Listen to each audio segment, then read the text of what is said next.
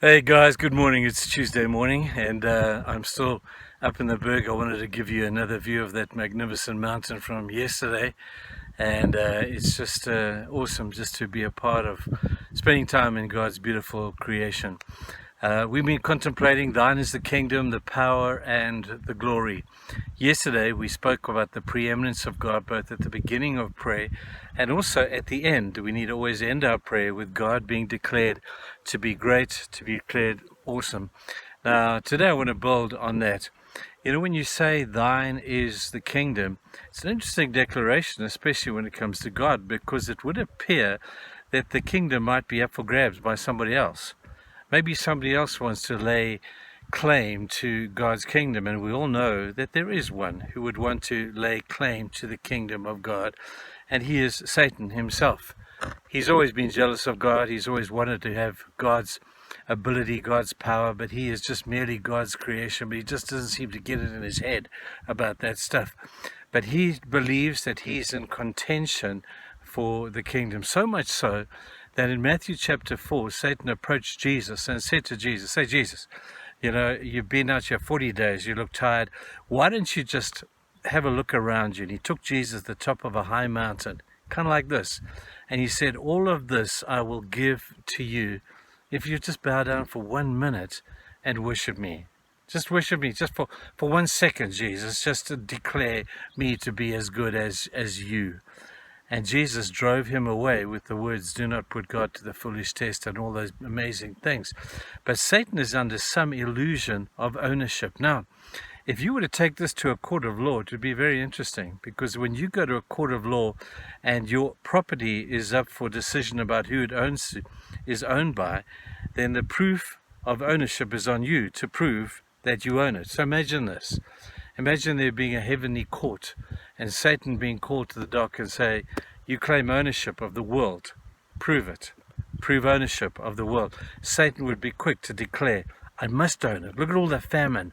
Look at all the crime. Look at all the pain and the suffering and the sickness and the sadness and the fear and the injustice, the corruption and the death. Man, I have left my trademark everywhere. And if my trademark is everywhere, it must surely belong to me. Now, when you look through physical eyes, I'm going to tell you people, he has a strong case. Look around the world. Who's to blame for all the crime and injustice and the sadness and the all these horrible things that are going on? Don't lay it on Jesus. People want to blame God for that. Don't blame God. Blame Satan. This is his kingdom. Jesus even declares he doesn't own it. He doesn't have rights to it in the sense that it belongs to him. But right now, Satan is ruling this place, but it doesn't belong to him. Now, he's left his trademark everywhere, has he not? But that's if you look at it through physical eyes. Bear with me while I explain this to you. If we look through physical eyes at the world around us, we will see one thing. But as we've said many times, things aren't always as they appear to be. You see, you're looking at it through physical eyes. In 2 Kings chapter 6, we have that amazing story of Elijah. An amazing incident happened in 2 Kings chapter 6 that illustrates beautifully what I'm trying to say. You see, when you look through physical eyes, things look like darkness and despair. You have to look at life through spiritual eyes.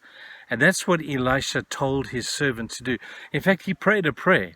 See, they were surrounded by the enemies. They were surrounded by the king.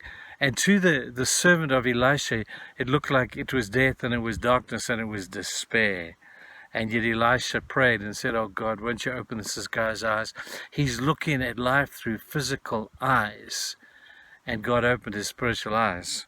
And he saw that glory of heaven. He saw the armies of heaven. And he made that declaration, hey Elisha, now I know why you don't panic, because greater is he who's with us than he who's outside the walls. You see, in order to see life accurately, do not be fooled, people. Things are not always as they appear to be. Satan is running the show right now, but he certainly doesn't own the place. We know that with spiritual eyes, we know who the real king is.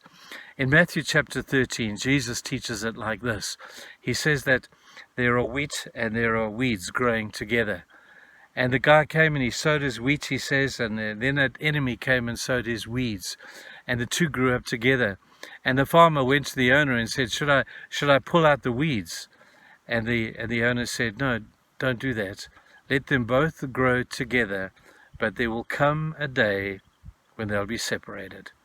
People, I don't know about you, but I'm looking forward to that day when Satan's weeds will be separated from the wheat of God's kingdom, and it will happen as we grow together. One day, it will all come to an end, and Satan will be put back to where he belongs, and Jesus will be King, unsurpassed and unopposed. So let's revel in that beautiful point today. In order to see life, people, don't be fooled to look at it just through physical eyes. Things aren't always as they appear to be. Open your spiritual eyes and ask God to show you what the real deal is. Go and have a fantastic day, guys. We'll see you tomorrow. Bye.